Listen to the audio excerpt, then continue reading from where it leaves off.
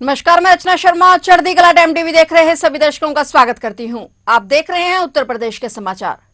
उत्तर प्रदेश के मुख्यमंत्री योगी आदित्यनाथ ने भविष्य की जरूरतों के मुताबिक राज्य के दीर्घकालिक विकास के लिए विकसित यूपी 2047 विजन के अनुरूप लक्ष्य निर्धारित किए हैं। इसके अनुपालन में प्रदेश सरकार ने शहरी क्षेत्रों को अत्याधुनिक, डिजिटल, सुगम और विश्व स्तरीय बनाने का व्यापक रोड मैप तैयार किया है। सरकार की ओर से जारी बयान के मुताबिक मुख्यमंत्री के समक्ष पेश किए गए इस रोड मैप का मुख्य फोकस राज्य के शहरों में जीवन सुगमता बढ़ाना, बुनियादी नागरिक सेवाओं को सशक्त करना और सतत एवं संतुलित विकास के जरिए नागरिकों को बेहतर जीवन स्तर प्रदान करना है। मुख्यमंत्री के विजन के अनुसार शहरी क्षेत्रों का विकास सुलभ प्रशासनिक व्यवस्थाओं के साथ अर्थव्यवस्था को मजबूती देने वाले स्तंभों के तौर पर किया जाएगा। इसके तहत प्रदेश की राजधानी लखनऊ को राज्य राजधानी क्षेत्र SCR के रूप में विकसित करने के साथ साथ राज्य में क्षेत्रीय आर्थिक केंद्र विकसित करने की योजना तैयार की गई है, जो राज्य में आर्थिक गतिविधियों के प्रमुख हब बनेंगे। सरकार का नागरिकों को स्वास्थ्य, शिक्षा और बाजार जैसी आवश्यक सुविधाएं उनके घर से 15 मिनट की दूरी पर उपलब्ध कराने का लक्ष्य है। इससे न केवल जनता के समय की बचत होगी बल्कि प्रदूषण में भी कमी आएगी।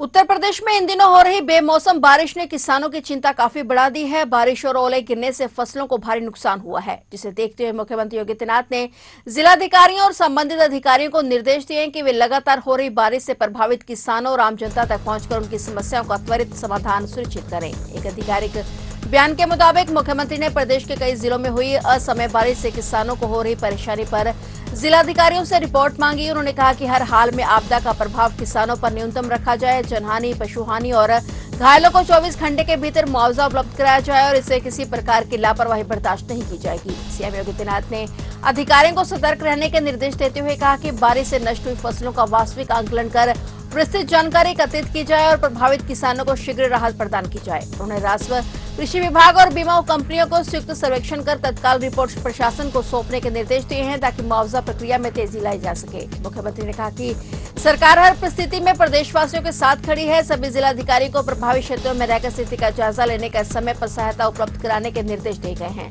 बता दें कि उत्तर प्रदेश में हो रही बेमौसम बारिश, आंधी तूफान और बिजली गिरने से प्रदेश में 12 के करीब मौतें हो चुकी हैं।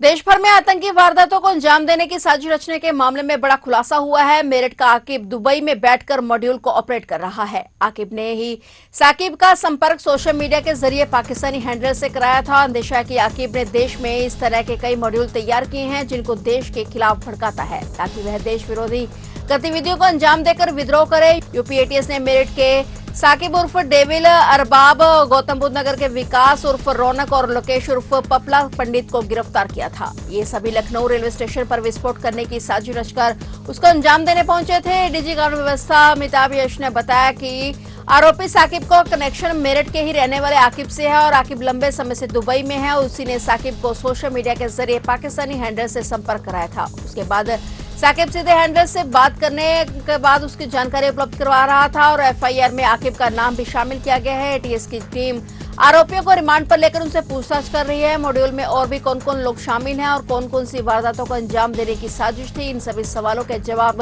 ATS उनसे पता करेगी। यूपी ATS को प्राप्त आसूचना के आधार पर एक गिरोह जो पाकिस्तानी हैंडलर से निरंतर संपर्क में था तथा देश विरोधी गतिविधियों को संचालित कर रहा था का अनावरण हुआ है। गिरोह के मुख्य सदस्य साकिब उर्फ डेविल पुत्र शकील अहमद निवासी मेरठ नाई का काम करता है। साकिब का परिचय मेरठ निवासी आकिब के द्वारा इंस्टाग्राम के माध्यम से पाकिस्तानी हैंडलर से करवाया गया था।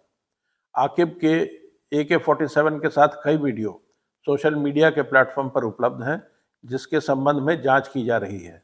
प्राथमिक जानकारी के अनुसार आकिब वर्तमान में दुबई में रह रहा है। इसके पश्चात साकिब पाकिस्तानी हैंडलर्स, विभिन्न कट्टरपंथी ग्रुपों तथा अफगानिस्तान के कई नंबरों से जुड़ गया था। यह गिरोह रेलवे सिग्नल बॉक्स को नष्ट करने, गैस सिलेंडर से भरे ट्रकों में आग लगाने और राजनीतिक व्यक्तियों की रेकी करने का काम करने में लगा था। अभियुक्तों के द्वारा कुछ स्थानों पर आगजनी घटनाएं अंजाम दी गई थीं, जिनके वीडियो पाकिस्तानी हैंडलर्स को भेजकर QR कोड के माध्यम से पैसे मंगाए जाते थे। Pakistani handler Osama bin Laden, Farhatullah Ghori, Kashmir Mujahideen, गजवाए Hind जैसे नामों का उल्लेख कर धर्म के आधार पर लोगों को भड़काने वाहनों में आग लगाने के लिए उत्प्रेरित करते हुए आपराधिक षड्यंत्र रचता था।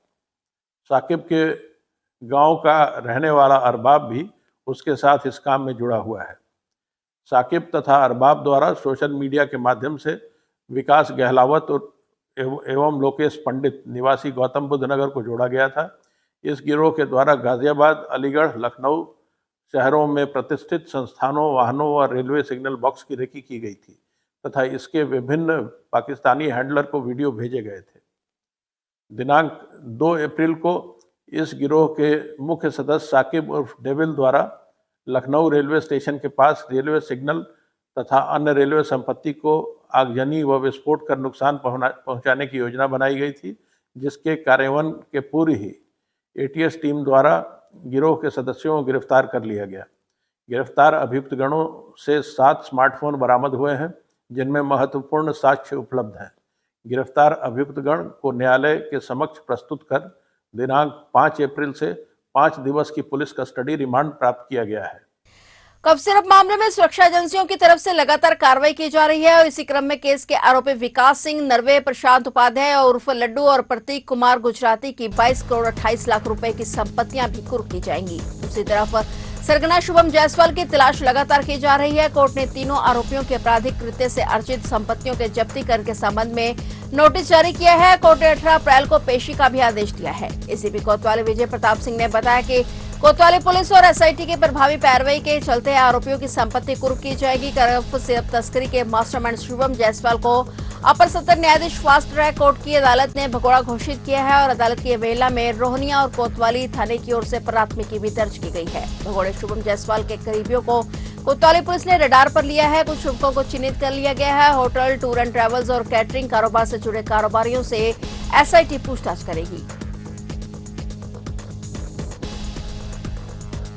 मशहूर हरियाणवी डांसर सपना चौधरी को लेकर राजधानी लखनऊ की एक अदालत से बड़ी खबर सामने आई है। साल 2018 के एक पुराने मामले में सपना चौधरी लखनऊ की एसीजेएम कोर्ट में पेश हुई। लगातार सुनवाई में अनुपस्थित रहने के कारण कोर्ट ने उनके खिलाफ जमानती वारंट जारी किया था, जिसे अब वापस ले लिया गया है। मिली जानकारी के मुताबिक जैसे सपना चौधरी अदालत में हाजिर हुई, नियमों के तहत कोर्ट ने उन्हें अपनी हिरासत में लेने का आदेश दिया। हालांकि सपना के वकील की दलीलों और सफाई सुनने के बाद जज ने उनके खिलाफ जारी वारंट को निरस्त कर दिया। कोर्ट ने डांसर को 60,000 रुपए के निजी मुचलके पर रिहा करने का आदेश दिया और साथ ही पिछली पेशियों पर न आने के कारण उन पर 1400 रुपए का जुर्माना भी लगाया। यह मामला करीब 6 साल पुराना है। पुलिस इंस्पेक्टर फिरोज खान ने लखनऊ के आशियाना थाने में एफआईआर दर्ज कराई थी। फिलहाल अब जमानत और मुचलका भरने के बाद सपना चौधरी को कोर्ट से राहत मिल गई है।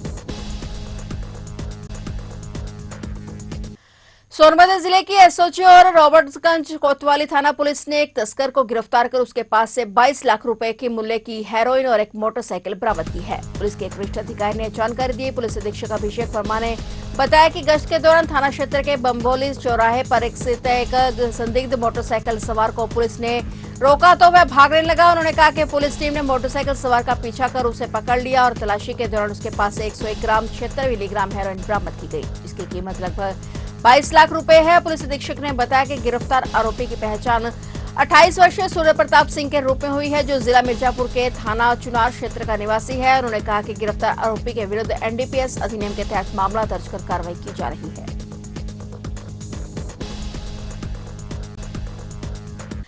सीतापुर जिले में एक भीषण हादसा हो गया। यहां पर सदरपुर थाना क्षेत्र में तेज आंधी के बीच एक घर में खाना बनाते समय अचानक आग लग जाने से करीब 12 घर आग की चपेट में आ गए। इस हादसे में 12 घर जलकर राख हो गए और एक मां बेटी की मौत हो गई। वहीं एक बच्ची भी बुरी तरह से झुलस गई है। गनीमत रही कि पानी बरसने लगा और आग ज्यादा नहीं फैली। सीतापुर के जिलाधिकारी ने बताया कि सदरपुर पुलिस थाना क्षेत्र के सरैया चलाकापुर गांव निवासी संजय के घर की छत पर खाना बनाते समय अचानक आग लग गई और आंधी तूफान के बीच छत से आग आसपास के घरों में फैल गई और वे आग की चपेट में आ गए। परिणाम स्वरूप आसपास स्थित 12 घरों की छतें और झोपड़ियां प्रभावित हुई। फिलहाल स्थिति नियंत्रण में है और आग पर मौके पर ही काबू पा लिया गया। उन्होंने बताया कि जिला प्रशासन पीड़ित परिवार के साथ है और पुलिस के अनुसार मामले में अग्रिम विधिक कार्रवाई की जा रही है। मौसम विभाग ने उत्तर प्रदेश के कई हिस्सों में गरज चमक के साथ बारिश और आंधी और ओलावृष्टि को लेकर ऑरेंज अलर्ट जारी किया है। विभाग के अनुसार प्रदेश में सक्रिय पश्चिमी विक्षोभ के प्रभाव से आगामी दिनों में मौसम में उतार चढ़ाव बना रहेगा और मौसम विभाग ने बताया कि आज भी प्रदेश के विभिन्न स्थानों पर बारिश और गरज चमक के साथ बौछारें पड़ने की संभावना है। साथ ही 40 से 50 किलोमीटर प्रति घंटे की रफ्तार से चलने वाली तेज हवाएं झोंकों में 60 किलोमीटर प्रति घंटे तक पहुंच सकती हैं और कहीं कहीं ओलावृष्टि भी हो सकती है। मौसम विभाग ने लोगों को सावधानी बरतने की सलाह देते हुए कहा कि खराब मौसम के दौरान घरों में रहें, अनावश्यक यात्रा से बचें और बिजली उपकरणों को सुरक्षित रखें। कृषि क्षेत्र पर भी इसका असर पड़ा है। तेज हवाओं और बारिश के कारण फसलों को नुकसान हो रहा है, इसलिए किसानों को पक्की फसल की कटाई कर सुरक्षित स्थान पर रखने और जल भराव से बचाव करने के उपाय की सलाह दी गई है। पूर्वी उत्तर प्रदेश के कई जिलों में बादल गरजने और बिजली गिरने की आशंका अधिक जताई गई है।